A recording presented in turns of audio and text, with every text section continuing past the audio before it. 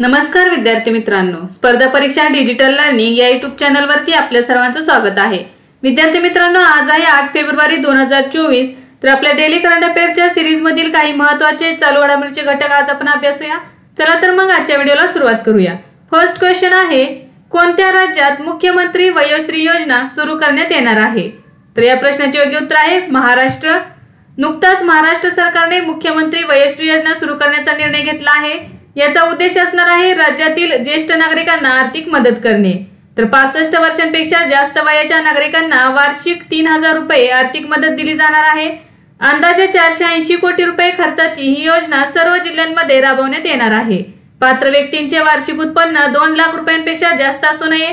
ज्येष्ठ नागरिकांना अपंगत्व अशक्तपणाच्या निराकरणासाठी आवश्यक उपकरणे खरेदी करण्यासाठी याचा फायदा होणार आहे।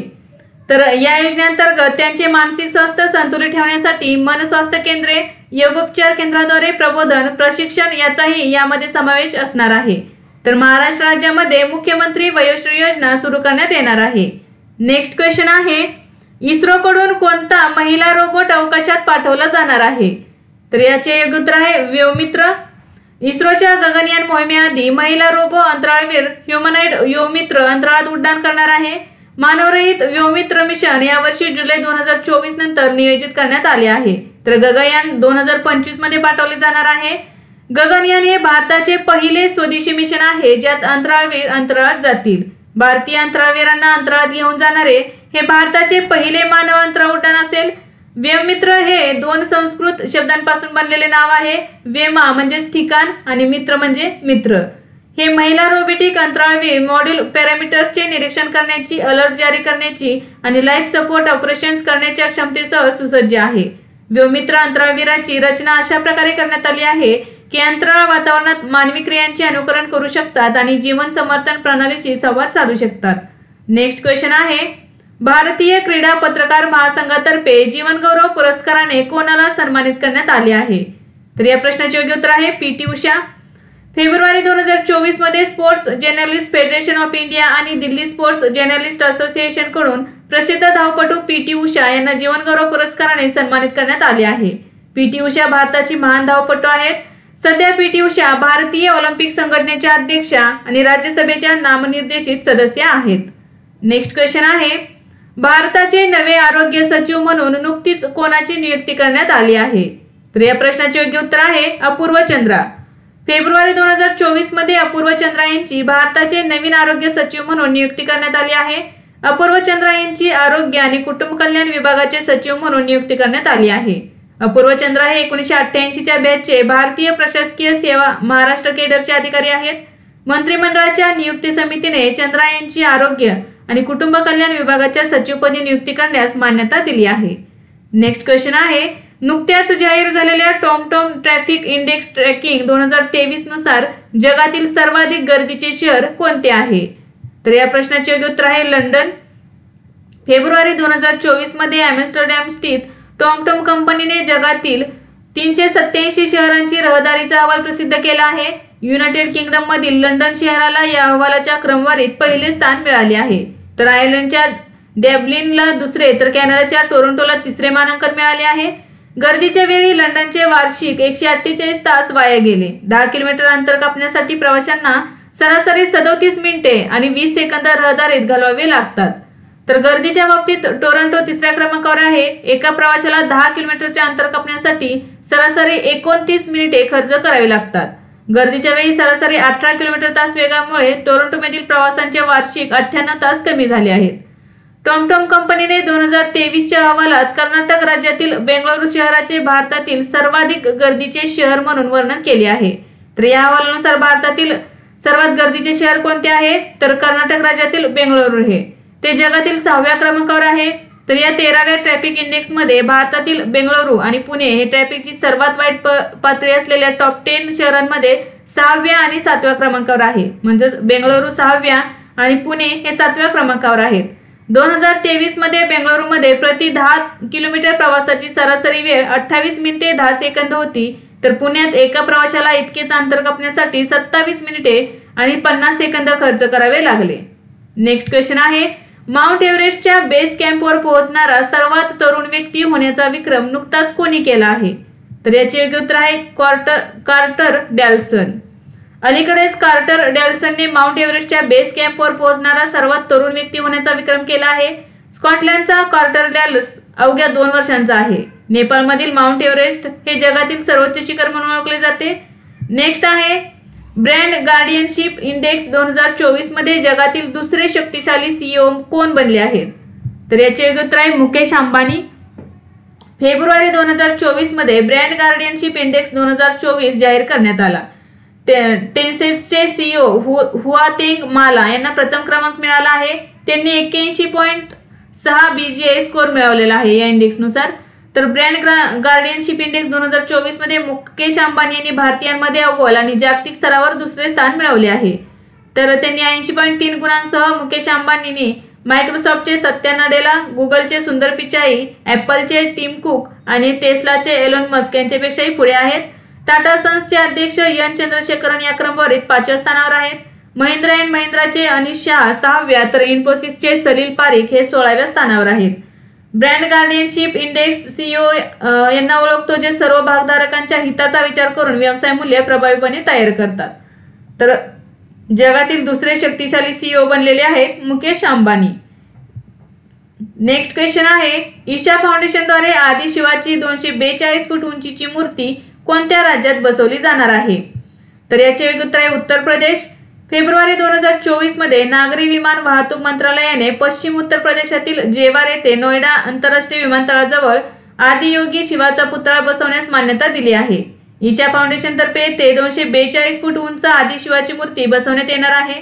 तमिळनाडूतील कोईमतूर येथील ईशा योग संकुलात योगी आदिशिवाची 112 फूट उंच मूर्ती स्थापित करण्यात आली आहे. सद्गुरू जग्गी वासुदेव हे ईशा फाउंडेशनचे संस्थापक आहेत. नेक्स्ट क्वेश्चन आहे नुकतीच पहिली बिमस्टेक इक्वाटिक चॅम्पियनशिप कोठे सुरू झाली? तर याचे योग्य उत्तर आहे नवी दिल्ली. क्रीडा मंत्री अनुराग सिंह ठाकूर यांनी 6 फेब्रुवारी 2024 रोजी नवी दिल्ली येथे पहिल्या बिमस्टेक इक्वाटिक चॅम्पियनशिपचे उद्घाटन केले. ही स्पर्धा 6 ते 9 फेब्रुवारी दरम्यान होणार आहे.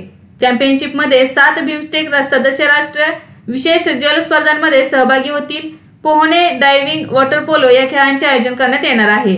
बिमस्टेक म्हणजे काय तर बहुक्षेत्रीय तांत्रिक आणि आर्थिक सहकार्यासाठी बंगालच्या उपसागराचा पुढाकार. याची स्थापना 1997 मध्ये झाली. मुख्यालय आहे ढाका बांगलादेशमध्ये. सरचिटणीस आहेत इंद्रमणी पांडे आणि 7 सदस्य देश आहेत बांगलादेश, भूतान, भारत, म्यानमार, नेपाळ, श्रीलंका आणि थायलंड. नेक्स्ट क्वेश्चन आहे नुकताच चॅम्पियन्स ऑफ द चेंज पुरस्कार कोणाला मिळाला? तर या प्रश्नाचे योग्य उत्तर आहे सोनू सूद, शिल्पा शेट्टी, मनोज वाजपेयी, फराह खान आणि अर्जुन रामपाल. तर फेब्रुवारी 2024 मध्ये सोनू सूद, शिल्पा शेट्टी, मनोज वाजपेयी, फराह खान आणि अर्जुन रामपाल यांना महाराष्ट्रातर्फे मुंबईत चॅम्पियन्स ऑफ चेंज पुरस्काराने सन्मानित करण्यात आले. चॅम्पियन्स ऑफ चेंज पुरस्कार मानवतेच्या क्षेत्रात चांगल्या कामासाठी दिला जातो. नेक्स्ट क्वेश्चन आहे पंतप्रधान मोदींनी कोणत्या राज्यात सी सर्व्हायव्हल सेंटरचे उद्घाटन केले आहे? तर याचे योग्य उत्तर आहे गोवा. फेब्रुवारी 2024 मध्ये पंतप्रधानांनी दक्षिण गोव्यातील बैतूल येथे तेल आणि नैसर्गिक वायू महामंडळाचे म्हणजेच ONGCच्या सागर सर्व्हायव्हल सेंटरचे उद्घाटन केले. यामध्ये सागरी बचाव कार्याचे प्रशिक्षण दिले जाणार आहे. ते दरवर्षी 10 ते 15,000 लोकांना प्रशिक्षण देईल. नेक्स्ट क्वेश्चन आहे नुकतेच केरळमधील शंकर स्मृती पुरस्काराने कोणाला सन्मानित करण्यात आले? तर याचे योग्य उत्तर आहे ईश्वरी प्रसाद नंबूदिरी. उत्तराखंडमधील जगप्रसिद्ध बद्रीनाथ धामचे मुख्य पुजारी याला रावल असे म्हटले जाते. तर याचे मुख्य पुजारी ईश्वरी प्रसाद नंबूदिरी यांना केरळमधील शंकर स्मृती पुरस्काराने सन्मानित करण्यात आले आहे. केरळच्या कोट्टायम जिल्ह्यात 103व्या मल्लियर भागवत हमसा स्मरण उत्सवादरम्यान दरवर्षी दिला जाणारा शंकर स्मृती पुरस्कार अध्यात्म, कला आणि सेवेतील उत्कृष्ट योगदानाबद्दल दिला जातो. मल्लियर भागवत हमसा स्मृती ट्रस्ट अशा व्यक्तींना हा पुरस्कार प्रदान करते ज्यांनी विधी अभ्यास, ज्ञान आणि आध्यात्मिक सेवेचा पाठपुरावा करण्यासाठी अपवादात्मक समर्पण दाखवले आहे. नेक्स्ट क्वेश्चन आहे नुकतेच उल्हास मेळ्याचे आयोजन कोठे करण्यात आले? तर याचे योग्य उत्तर आहे नवी दिल्ली. केंद्रीय शिक्षण मंत्री धर्मेंद्र प्रधान यांनी 6 फेब्रुवारी 2024 रोजी नवी दिल्लीच्या राष्ट्रीय बालभवन येथे 2 दिवसीय उल्हास मेळ्याचे उद्घाटन केले. हा मेळा 6 ते 7 फेब्रुवारी 2024 दरम्यान चालणार आहे. शिक्षण मंत्रालयाच्या शालेय शिक्षण आणि साक्षरता विभागातर्फे उल्हास मेळा आयोजित करण्यात आला। उल्हास म्हणजे काय? नव भारत साक्षरता कार्यक्रमांतर्गत विविध राष्ट्रीय आणि राज्यस्तरीय उपक्रम प्रदर्शित करण्यासाठी उल्हास मेळा आयोजित केला जात आहे। या कार्यक्रमात विविध राज्य आणि केंद्रशासित प्रदेशातील 700 सहभागी आणि शिक्षण मंत्रालय आणि इतर संस्थांमधील 100हून अधिक मान्यवर सहभागी होतील। नव भारत साक्षरता कार्यक्रम भारत सरकार 2022 ते 2027 या आर्थिक वर्षासाठी राबवत आहे। ही योजना उल्हास म्हणजे understanding of life long learning for all in society या नावाने प्रसिद्ध आहे। उल्हासचा लॉंग फॉर्म काय आहे?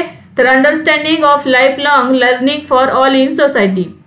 तर 2030 पर्यंत 100% साक्षरतेचे लक्ष्य साध्य करण्यासाठी ही केंद्र पुरस्कृत योजना आहे। ही योजना 15 वर्ष आणि त्याहून अधिक वयाच्या सर्व साक्षरांना लक्ष्य करते। नेक्स्ट क्वेश्चन आहे, अलीकडील अंतरिम अर्थसंकल्प 2024-25 नुसार कोणता देश भारतीय मदतीचा सर्वाधिक प्राप्तकर्ता ठरला आहे? तर याचे उत्तर आहे भूतान। केंद्रीय अर्थसंकल्पात दिलेल्या माहितीनुसार भूतानला अनुदान आणि कर्जाच्या स्वरूपात भारताकडून सर्वाधिक आर्थिक मदत देण्यात आली आहे। अर्थ मंत्रालयाच्या अर्थसंकल्पात दिलेल्या माहितीनुसार भूतानला सर्वाधिक 2398.97 कोटी रुपयांची मदत देण्यात आलेली आहे। यानंतर मालदीवचे नाव येते। मालदीवला 770.90 कोटी रुपये देण्यात आलेले आहेत। नेक्स्ट आहे, सस्टेनेबल फायनान्स 2024 साठी द ॲसेट AAA अवॉर्ड्स मध्ये बेस्ट ग्रीन बॉन्ड कॉर्पोरेट पुरस्कार कोणाला देण्यात आला? तर याचे उत्तर आहे REC लिमिटेड। REC लिमिटेड ऊर्जा मंत्रालयाच्या अंतर्गत असलेल्या महारत्न एंटरप्राइजला शाश्वत वित्त 2024 साठी मालमत्ता AAA अवॉर्ड्स मध्ये प्रतिष्ठित सर्वोत्कृष्ट ग्रीन बॉन्ड कॉर्पोरेट पुरस्काराने सन्मानित करण्यात आले आहे। REC ला एप्रिलमध्ये $750 दशलक्ष USD ग्रीन बॉन्ड जारी केल्याबद्दल पुरस्कार प्राप्त झाला आहे। हे 2023 मधील भारतातील पहिले USD ग्रीन बॉन्ड देखील होते। REC लिमिटेड ही ऊर्जा मंत्रालयाच्या अंतर्गत महारत्न केंद्रीय सार्वजनिक क्षेत्रातील उपक्रम आहे। तर विद्यार्थी मित्रांनो, आज आपण काही महत्त्वाचे चालू घडामोडीचे घटक पाहिले। यासारखेच नवनवीन व्हिडिओ पाहण्यासाठी चॅनलला लाईक करा आणि सबस्क्राइब करायला विसरू नका। धन्यवाद।